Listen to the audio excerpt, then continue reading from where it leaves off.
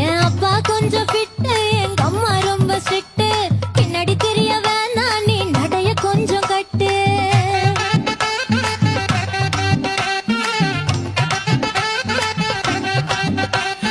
வண்டி மாட பூட்டி அந்த வாய்க்கா ஓர ஓட்டி ஊரை சுத்தி காட்டி உன்னை கூட்டின்னு போறேன் ஸ்வீட்டி. நான் ரொம்ப கோபக்காரி, நீ சுத்துற ஒரு மாறி. ஆடிக்காரி ஏறி நான் போக போறேன் சாரி. ஓ அப்படியா?